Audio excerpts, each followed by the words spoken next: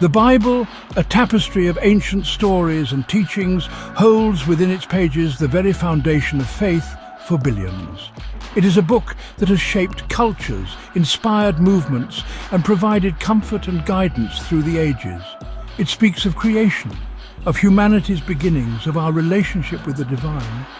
These stories have been passed down through generations, each retelling adding layers of interpretation and meaning. But what if, hidden within these familiar narratives, lay whispers of a time before our time? A time shrouded in mystery and ancient lore, a time before Adam, the first human. Could there have been other beings, other civilizations that walked the earth long before us? Could the Bible itself hint at the existence of pre-Adamic races and civilizations lost to the mists of prehistory? These are questions that challenge our understanding of history and theology. This is a question that has intrigued theologians and scholars for centuries. They have pored over ancient texts, seeking answers and uncovering new mysteries. Join us as we delve into the scriptures, seeking clues that might point to a world that predates our own, a world that could change our understanding of human history. Our journey begins with the book of Genesis, the very first book of the Bible. It is here that the story of creation unfolds. It is here that we encounter the familiar creation narrative, the story of God's creation of the heavens and the earth. But what if there is more to this story than meets the eye? But a closer look reveals intriguing details, subtle inconsistencies that have fueled speculation about a pre-Adamic world. These details, often overlooked, may hold the key to a deeper understanding. These details, often overlooked, may hold the key to unlocking a deeper understanding of our planet's history and the possibility of ancient civilizations lost to time. Join us as we explore these mysteries together. Genesis chapter 1 verses 26 to 28 paints a vivid picture of creation's sixth day. It is a momentous occasion marking the pinnacle of God's creative work. Let us make mankind in our image, God declares, a statement that has echoed through centuries of theological thought and reflection. Male and female, He created them. This dual creation is significant, emphasizing the equality and unity of the human race from its inception.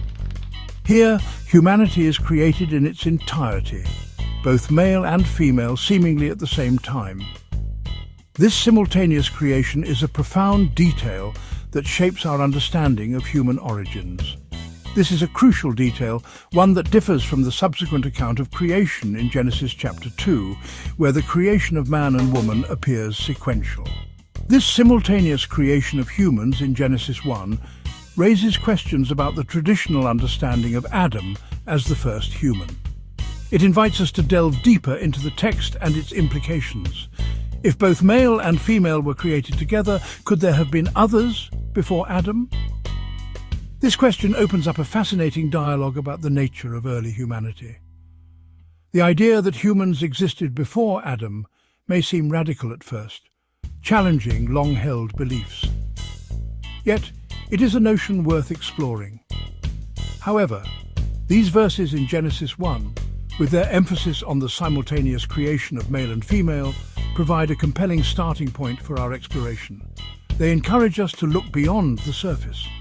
They invite us to consider the possibility that the biblical narrative, rather than presenting a linear timeline of creation, might be layered with hints of earlier epochs woven into the familiar stories.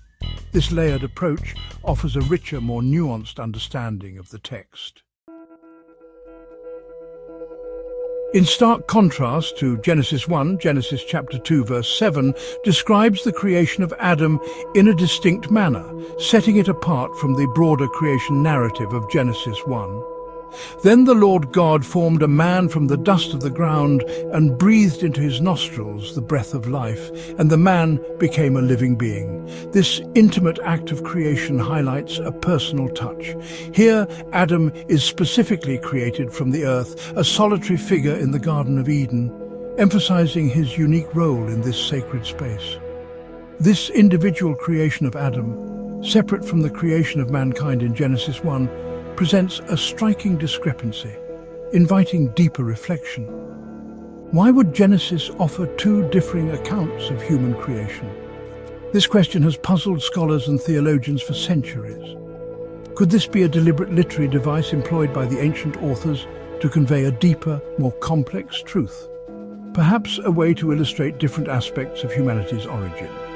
Some scholars believe so, suggesting that these seemingly contradictory narratives might point to separate creations, separate epochs in Earth's history, each with its own significance.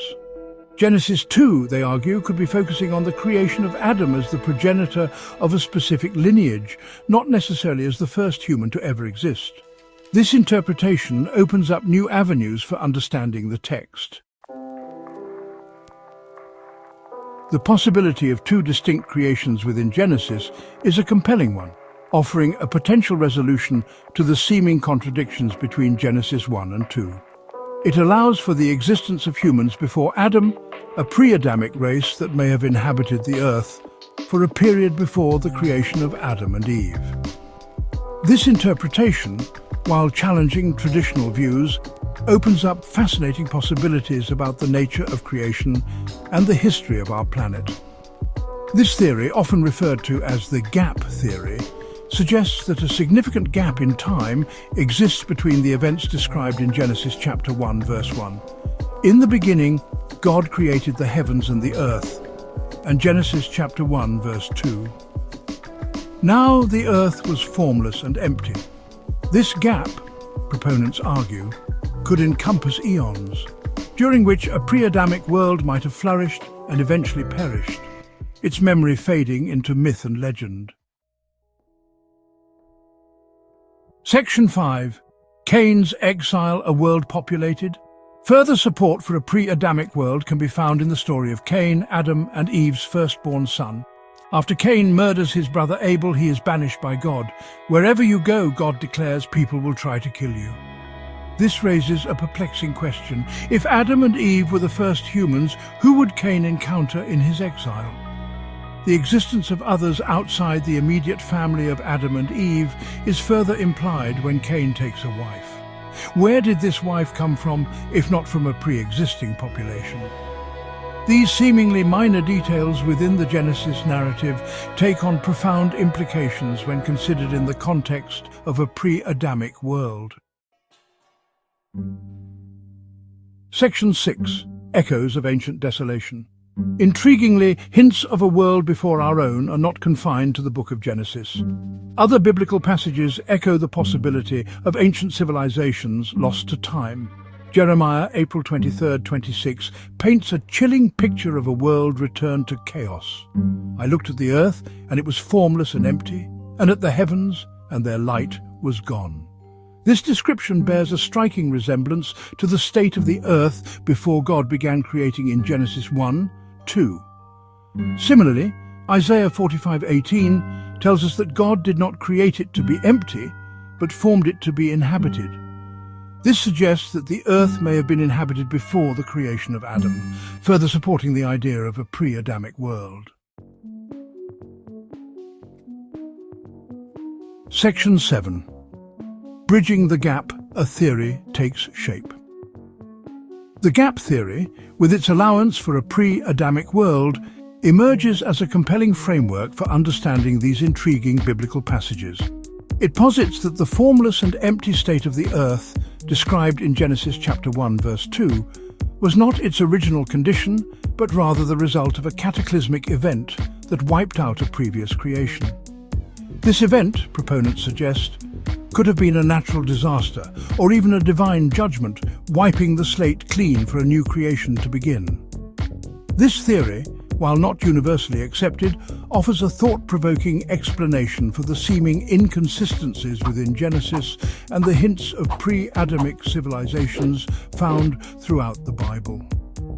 It allows for a more nuanced understanding of the biblical narrative, acknowledging the possibility of vast stretches of time and civilizations lost to our collective memory. Section 8.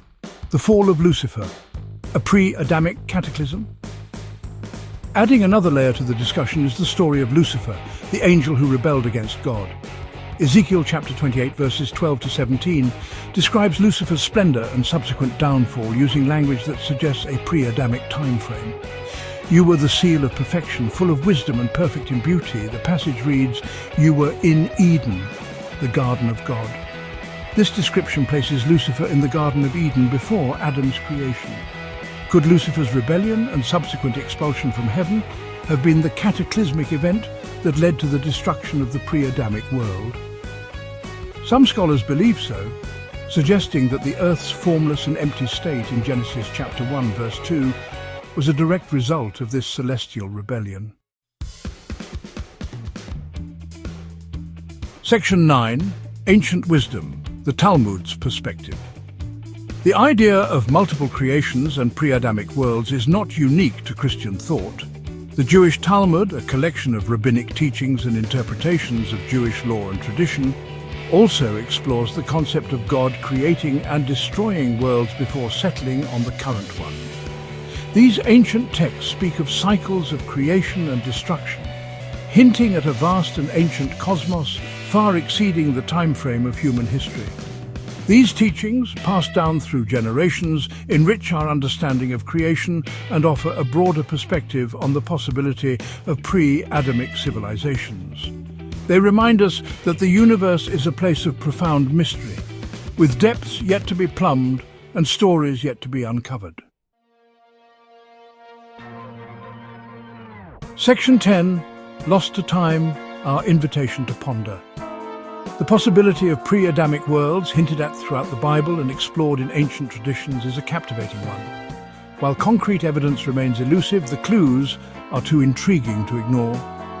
The Bible, viewed through this lens, becomes even richer, its stories taking on new layers of meaning. It challenges us to expand our understanding of creation and our place within its vast timeline. What if our world is not the first but one in a long line of creations? What stories might those lost civilizations tell? What wisdom might they hold? As we continue to explore the mysteries of our planet and the cosmos beyond, let us remain open to the possibility of worlds lost to time, their secrets waiting to be rediscovered.